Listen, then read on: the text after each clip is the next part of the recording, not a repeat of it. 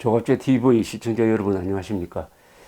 이 우리나라처럼 언론에 검사, 판사, 재판, 수사 이게 많이 나오는 나라가 세계에서 없습니다. 일본과 비교하면은 일본에서는 검사, 판사를 주어로 하는 기사가 1년에 몇 건 되지 않습니다. 그러다가 보니까 검사, 판사들도 대중들하고는 매우 떨어진 곳에서 살면서 아주 검소하고 단출한 생활을 합니다. 검사, 판사들은 이 사교 모임을 거의 하지 않습니다. 자기들끼리 자주 만납니다. 또 공관에서 살고 직장과 공관을 오가는 어떻게 보면 또 수도승처럼 사는 사람들이 많습니다. 일본의 검사, 판사는. 다만 일본의 검사, 판사는 신뢰도가 매우 높습니다.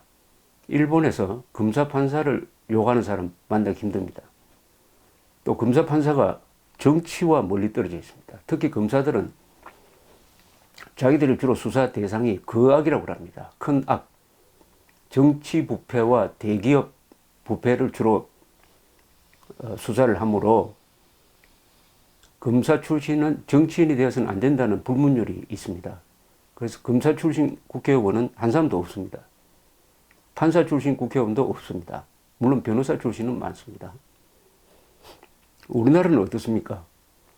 요새 신문 언론을 보면은 검찰, 무슨 재판소, 헌법재판소 빠지지 않고 등장합니다. 그것도 가장 큰 기사로 등장합니다. 누구를 잡아 넣었다든지, 내사를 하고 있다든지, 소환을 했다든지, 구속을 했다든지, 뭐 법정 구속을 했다든지, 선고를 했다든지. 그러다 보니까 한국은 검사, 판사에 의해서 관리되는 나라가 아니냐 하는 그런 착각까지 일으키게 합니다. 이것은 우리나라에서는 어떤 문제가 생길 때 법정으로 가져가서 해결하려는 경향이 많습니다. 고소 고발이 참 많습니다. 고소 고발 중에서도 이 무고 또는 사기 사건 또는 위정 이것과 관계되는 사건들이 매우 많습니다. 위정, 무고, 사기는 다 거짓말 범죄입니다. 이러다가 보니까 우리나라 검찰 법원이 업무가 과다합니다. 일본보다 훨씬 더 과중한 업무에 시달립니다. 그러다 보면 오판이 날 가능성이 많습니다. 의사가 과도한 환자를 보면 판단을 잘못하는 것과 마찬가지죠. 그래서 한국 사회의 모든 문제는 법으로 하자 하는 이것이 검사, 판사를 몰아붙이고 검사, 판사의 사회적 영향력을 더 키우고 그 가운데서 오판이나 잘못된 판결이 나올 가능성이 많다. 이렇게 되죠. 최근 1년간 한국에서 일어난 일도 거의 대부분이 이 검사, 판사, 헌법재판소 이쪽이 주역이었습니다. 문제 해결을 검사, 판사가 정치적 문제까지 여기서 내립니다. 법으로 가지 않고 우리 사람들끼리 만나서 합의를 한다든지 중재를 한다든지 하는 이런 전통이 매우 약합니다. 또 정치 문제는 가능하면은 정치적으로 해결하자. 이런 룰도 정착되지 않습니다. 무슨 사고가 나면은 또 수사를 하는데 너무 광범위하게 합니다. 예컨대 타이타닉호가 침몰되어 가지고 수많은 사람이 한 1,000몇백 명이 죽었는데 영국에서는 그 사건을 형사사건으로 다루지 않았습니다. 타이타닉호 침몰로 해가지고 아무도 구속되지 않았습니다. 다만 민사로 다루고 국정조사를 해서 대책을 세우고 하는 이런 걸로 끝냈습니다. 그 타이타닉호에는 선주가 타고 있었는데 이 사람이 살아났어요. 그 사람은 조용히 영국 상류사회에서 매장되는 걸로 끝났습니다. 세월호 사건과 관련해서 수사를 해가지고 약 150명이 구속됐습니다. 상당수가 무죄로 풀려나왔습니다. 어떤 문제를 사람을 잡아 넣어서 해결한다. 단죄한다. 한국 사람들 좋아하는 말 중에 하나가 단죄입니다. 단죄. 그러나 단죄가 정의를 이루려면은 그것은 올바른 수사와 올바른 판결이어야 하는 것입니다. 그런 와중에서 어제 인천지법 오현석 판사라는 분이 법원 게시판에 좀 논란이 있는 글을 올렸습니다. 재판과 정치, 법관 독립이란 제목의 글을 올렸습니다. 조선일보에 보도된 요지는 이렇습니다. 군사정권 시절 판사들이 법률기능공으로서 역할을 축소시켜놓고 근근히 살아남으려 했다. 정치색이 없는 법관 동일체라는 환상적 목표에 안주했다. 재판이 곧 정치라고 말해도 좋은 측면이 있다. 개개의 판사들 저마다 정치적 성향들이 있다는 진실을 존중해야 한다. 남의 해석일 뿐인 대법원의 해석 등을 추종하거나 복제하는 일은 없어야 한다. 이런 이야기를 했습니다. 이게 법관이 하기에는 좀 거북한 이야기가 많습니다. 군사정권 시절 판사들이 법률기능공으로서 역할을 축소시켜 놓고 근근히 살아남으려 했다. 일부 군사정권 시절의 일부 사건에 판사들이 권력에 휘둘린 것은 사실이죠. 그렇다고 해가지고 전체 판사들을 지목하는 것처럼 들리는 법률기능공으로서 역할을 했다. 그래서 살아남으려고 했다는 것은 우리나라 법치주의에 대한 과도한 모독적 발언이 아니냐 이렇게 생각이 듭니다. 한국의 법치는 발전해 왔습니다. 그리고 어느 나라도 하루아침에 법으로서 정의를 세울 수 있는 나라는 없습니다. 근대 법치 국가의 역사는 한 800년 되는데 다 시행착오를 거치면서 해왔고 한국은 70년의 역사 속에서 상당한 발전을 해왔습니다. 편파 판결 많습니다. 그러나 어느 나라도 그런 건 있는 것입니다. 그러니까 그 나쁜 점을 고쳐가면 되는 것이지 일괄적으로 이렇게 법률기능공이라고 하는 것은 이 선배 세대, 현실 속에서 고민했던 선배 세대에 대한 할 말은 아닌 것으로 보입니다. 재판이 곧 정치라고 말해도 좋은 측면이 있다. 이건 좀 무리입니다. 재판하고 정치는 분리가 돼야 됩니다. 재판하고 정치가 이게 연결이 되어버리면 이게 독재입니다. 여기서는 정치는 권력입니다. 이 말은 재판이 권력의 하수인이 되든지 아니면 재판이 권력과 맞서든지 한다는 뜻입니다. 그래서는 안 됩니다. 재판과 정치는 분리돼야 됩니다. 상권 분립이 이것 때문에 존재하는 겁니다. 사법부의 독립. 사법부의 독립은 판사들이 정치에 개입해서도 안 되고 정치가 재판에 개입해서도 안 된다는 그런 뜻입니다. 재판과 정치는 엄격하게 분리해야 됩니다. 재판이 곧 정치라고 말해도 좋은 측면이 있다는 것은 이것은 판사들이 정치적으로 이념적으로 판결할 수밖에 없다 하는 말로 해석될 가능성이 있습니다. 개개의 판사들 저마다 정치적 성향들이 있다는 진실을 존중해야 한다. 그것은 사실이죠. 사람들마다 정치적 성향들이 다 다릅니다. 그러나 그것이 판결에 영향을 미쳐서는 안 되는데 이분은 그런 정치적 성향들이 판결에 영향을 미치는 것을 당연시하는 말을 이렇게 합니다. 남의 해석일 뿐인 대법원의 해석 등을 추종하거나 복제하는 일은 없어야 한다. 이 말이 가장 문제가 많은 판결입니다. 언급입니다. 남의 해석일 뿐인 대법원의 해석은 대법원 판례를 말합니다. 대법원 판례는 법률과 같은 효과가 있습니다. 대법원의 판례에 따라서 재판이 이루어지는 것이 세계 법치국가의 공통적입니다. 이 판례는 굉장히 중요합니다. 아니, 절대적으로 중요합니다. 판례에 따라서 판결이 나와야 법을 사람들이 믿고 예측을 할 수가 있습니다. 그 판례는 수십 년, 수백 년에 걸쳐서 축적이 됩니다. 그렇게 되면 그게 관습이 됩니다. 그걸 기준으로 해서 사람들이 이런 일을 하면 안 된다 또는 해야 된다 하는 그 기준을, 행동의 기준을 정할 수 있는 것입니다. 그것을 법적 안정성이라고 합니다. 대법원의 해석 등을 추종하거나 복제하는 일은 없어야 한다. 이것은 이 재판의 원칙에 대한 도전이고 재판의 원칙을, 대원칙을 부정하는 말입니다. 법이란 것은 다 한 사회의 관습 속에서 만들어지는 것입니다. 그 관습이 바로 판례를 통해서 이루어지는 것입니다. 어떤 나라는 성문법은 없고 판례에 의해서만 재판하는 나라도 있습니다. 그러고 추종한다는 표현이 이게 대법원의 판례를 당연히 추종해야 합니다. 당연히 참고 정도 해서는 안 되고 그것을 기준으로 재판해야 합니다. 물론 판례의 해석은 시대의 흐름에 따라서 달라질 수는 있어요.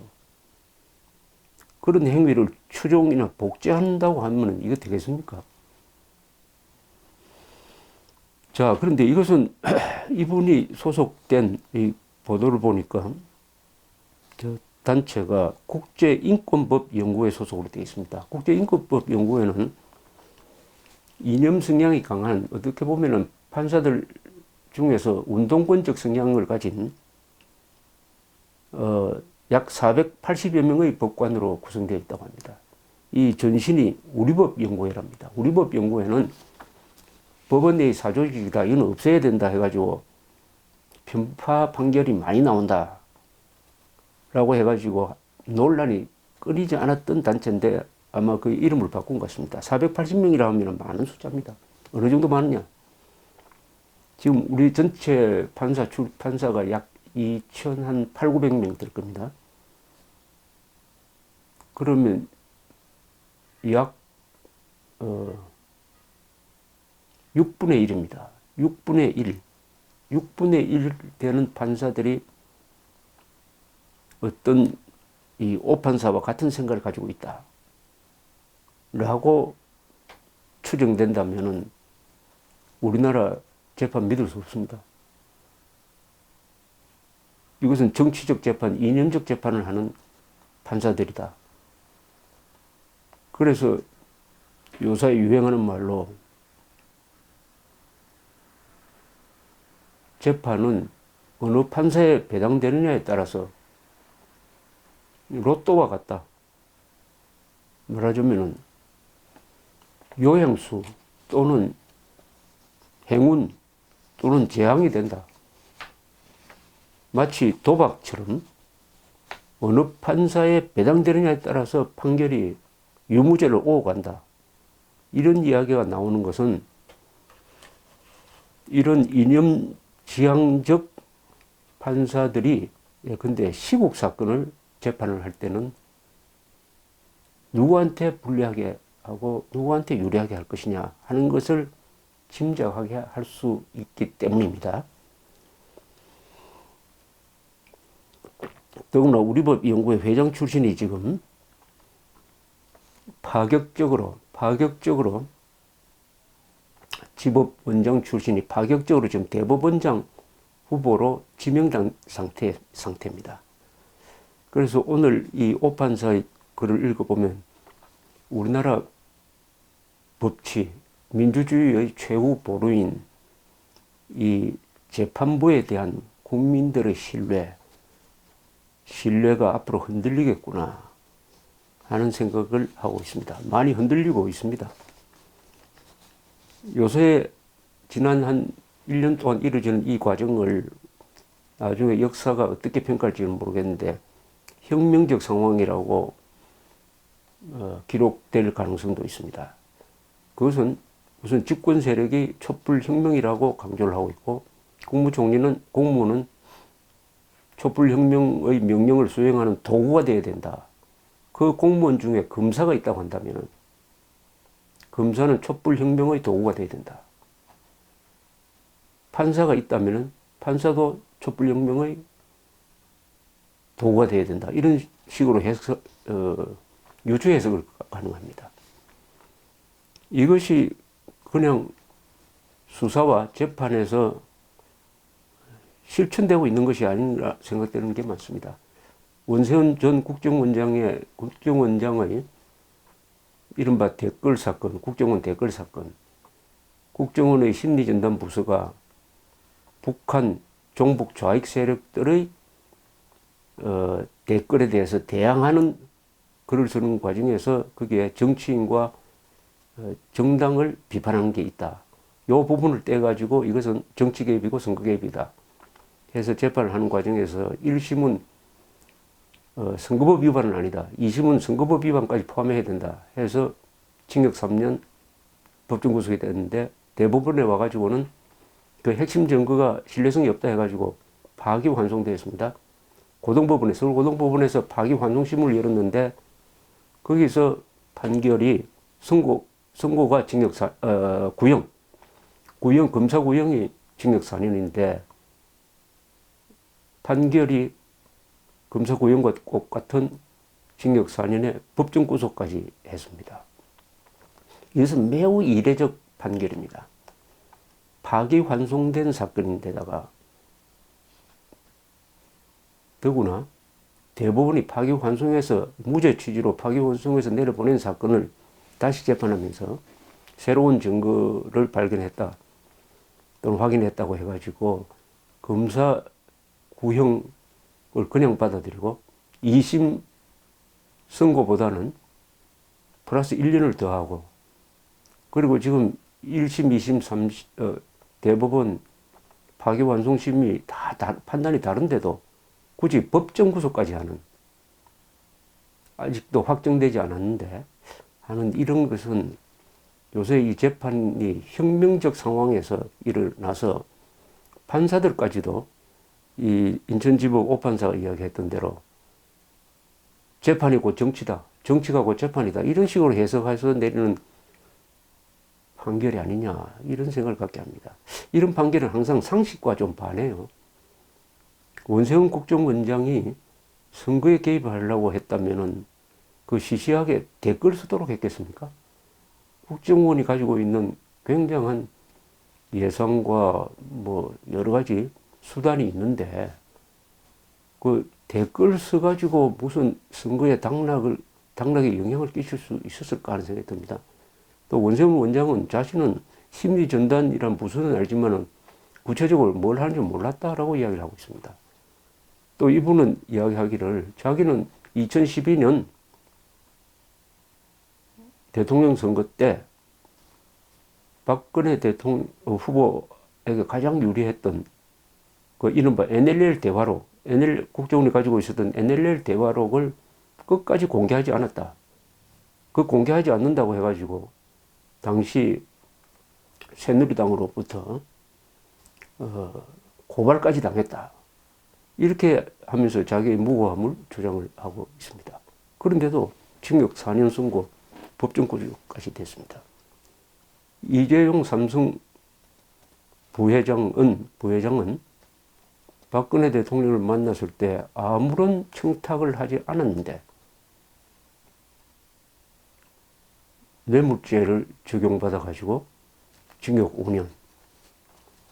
김기춘 전 비서실장은 문화예술인들이 반사회적, 반정부적, 때로는 반국가적 활동을 하는데 국가 예산이나 국가가 지원을 해서는 안 된다 하는 방침을 정했다고 해서 직권남용으로 또 지금 실형을 선고받고 있습니다. 선고받아서 항소 중에 있습니다. 자, 김기춘, 이재용, 원세훈, 그리고 박근혜 대통령. 이 네 사람의 공통점은 뭡니까? 대한민국 체제 수호자이기도 하고 시장 경제의 중심 인물입니다. 이 네 사람한테 왜 이렇게 가혹한 법이 적용되고 있느냐? 검사와 판사에 의해서. 이 네 사람 다 불구속 재판을 받아야 마땅할 사람입니다.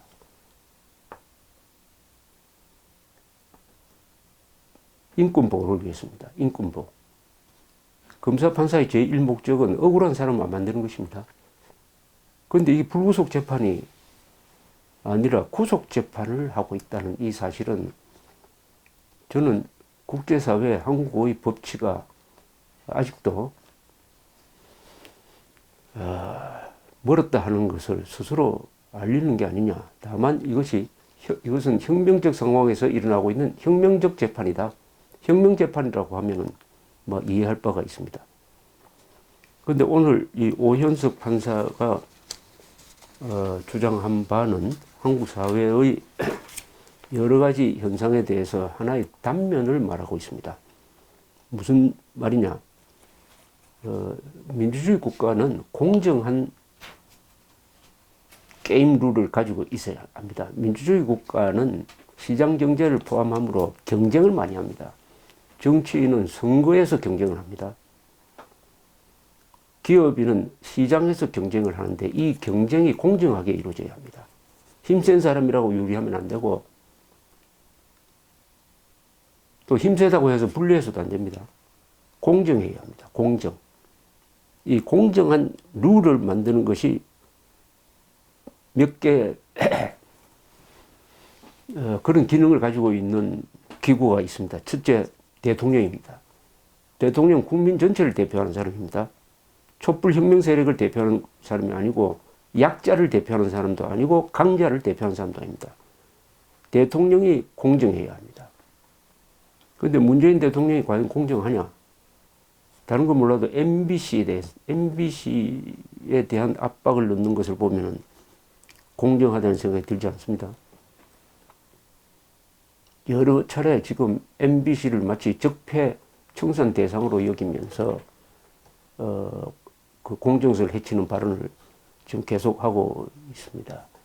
기계적 중립만 지키는 소신 없는 사람이 공영방송 사장으로는 맞지 않는다 이런 이야기를 합니다. 기계적 중립도 중립입니다. 기계적 중립. 기계적 중립이라는 것은 야당, 여당을 50대 50으로 이렇게 시간을 배분하는 뭐 뉴스를 만든다든지 A라는 사람의 주장을 들으면은 거기에 대한 B의 반론도 같이 들어줘야 된다는 게 기계적 중립성이에요. 언론기관에서는 기계적 중립성이 중요합니다. 저는 그것이 아무것도 아닌 것처럼 그 말은 뭐냐? 왜 MBC, KBS는 기계적 중립을 빙자를 해가지고 누구 편을 들었느냐 뭐 이런 이야기인데 그 속내는 왜 우리 편을 들지 않았느냐, 왜 촛불 세력을 편을 들지 않았느냐 이런 말로 이해될 수가 있습니다. 대통령이 공정한 입장을 벗어나면은 그것은 국민 전체를 대변하는 것이 아니라 국민 중에서 한 세력, 자기 지지 세력이라든지 이념적으로만 뭐 그것이 민중인지 또는 보통 사람인지 또는 가난한 사람인지 억울한 사람인지는 모르겠지만 일부만 대변하게 됩니다. 국민 주권의 나라입니다. 한국은. 국민 전체를 공통적으로 대표하는 대통령이라야 공정한 사회를 만들 수 있습니다. 그 다음에 법원이 무엇보다도 사법부가 공정한 게임 규칙을 수호하는 겁니다. 말하자면 심판입니다. 민주주의 사회는 갈등이 많이 일어납니다. 거기서 심판 역할을 보는 것이 법원입니다. 그런데 아까 말씀드린 그런 판사가 과연 심판을 공정하게 볼 수 있겠습니까? 우리법 연구회 대법원장이 만약 저분 이야기대로 재판은 정치다. 약자를 먼저 보호하라. 뭐 또는 강자에 대해서는 불리하게 재판하라든지 뭐 이런 식으로 나온다면 이게 재판이 아니죠. 편들기가 되어버리죠. 법원은 양심과 법률에 의해서 재판하라는 헌법의 명령을 받고 있습니다. 그 기준을 딱 제시를 했어요. 법에 의해서 재판을 하되 그 다음에 양심이란 주관적인 요소를 하나 끼웠습니다. 양심, 법과 양심이 균형을 맞춰야 된다.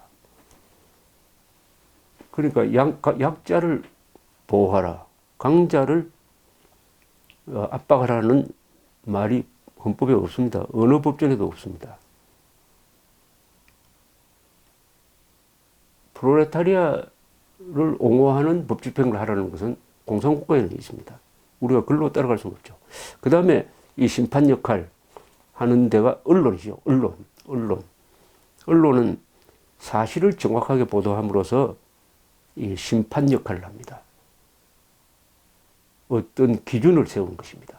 사실이라는 기준을 세우는 것입니다. 언론 중에서도 중요한 게 KBS, MBC와 같은 공영방송입니다. 공영방송은 그 재산이 공중파라는 국민 모두의 재산입니다. 그 다음에 여러분도 잘 아시는 선관위, 선거를 공정하게 관리하는 선관위, 그 다음에 공정거래위원회,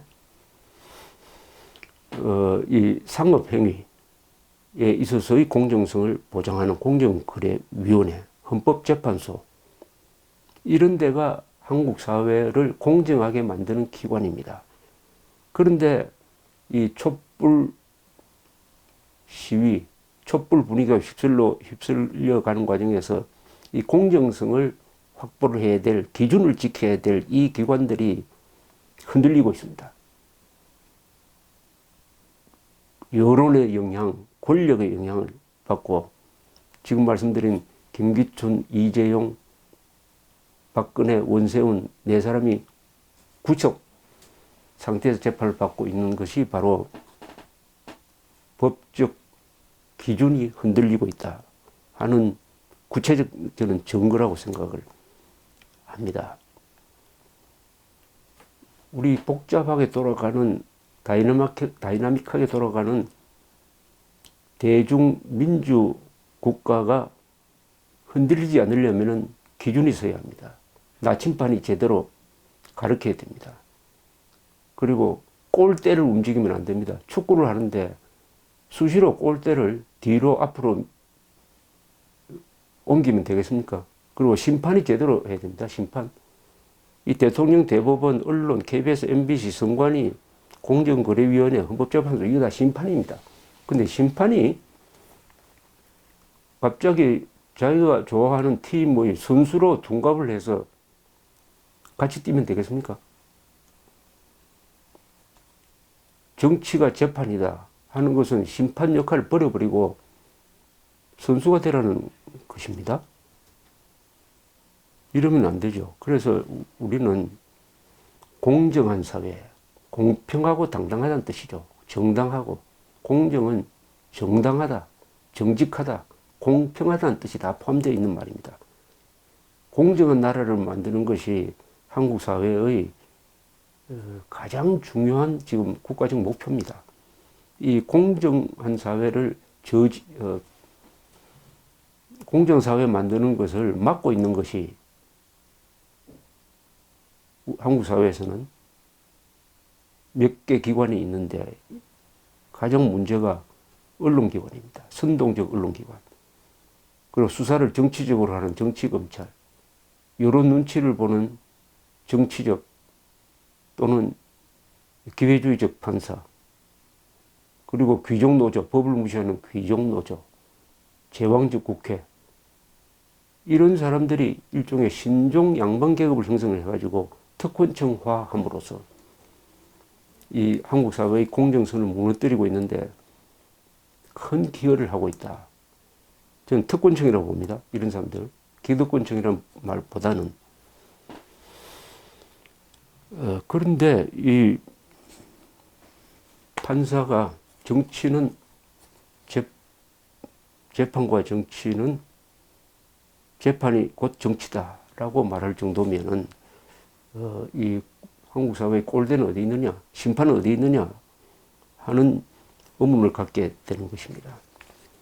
이런 문제를 해결하는 데 있어서 가장 근본이 되는 것은 사실관계를 분명하게 하는 것입니다. 심판을 보든지 뭘 하든지 평가를 하든지 사실관계를 분명하게 하는 그 노력에 집중해야 됩니다. 그렇게 되면 자연스럽게 평가가 나오게 되었습니다.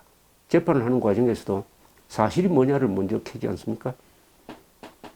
근데 한국에서는 이 사실관계를 분명히 하려고 하는 노력이 어느 분야든지 매우 약합니다.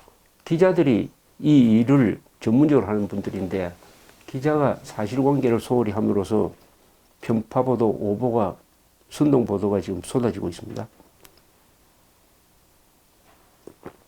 그리고 학계, 이런 사람들도 사실은 사실관계를 분명하게 해야 할 직업인들입니다. 사실이 분명해지면 그걸 기준으로 해서 정의를 세웁니다. 정의는 법이란 말도 이래죠. 그런 정의라야 자유를 지킬 수가 있습니다. 그래서 출발점은 사실, 즉 진실, 정의, 자유로 나아가는 것이죠. 그런데 사실관계를 분명히 하려면 사람이 분별력이 있어야 합니다. 뭐가 거짓말이고 뭐가 사실이라는 것을 가려볼 수 있는 분별력이 있어야 합니다. 그 분별력을 갖추도록 하는 것이 교육의 가장 큰 목적입니다. 그런데 한국 사람들은 머리와 IQ와 학력은 세계에서 1등이지만 속아 넘어가는데도 1등이라고 제가 여러 번 강조를 하고 있는 것은 교육에 무슨 문제가 있다. 우리 언어 생활에 문제가 있다.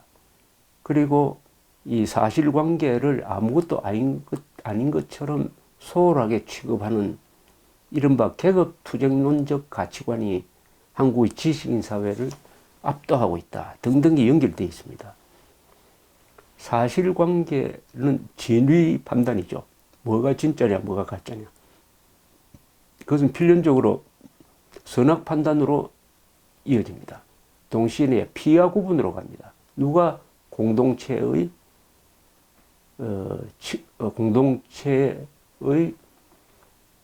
친구냐, 공동체의 적이냐를 구분하게 되는 거죠. 그래서 진위 판단, 피하 구분, 선악 판단은 다 한 덩어리가 되어 있습니다. 그 중에서 출발점은 진위를 구별하는 것입니다. 진위. 이 진위를 구별하는 노력, 뭐가 사실이냐? 어떤 문제가 딱 생겼을 때 첫 질문은 그럼 뭐가 사실이냐? 사실관계가 뭐야? 이렇게 물어야 됩니다. 누가 유리하냐? 누가 불리하냐? 이렇게 물으면 안 됩니다. 사실관계가 뭐냐? 사실관계를 밝히는 노력이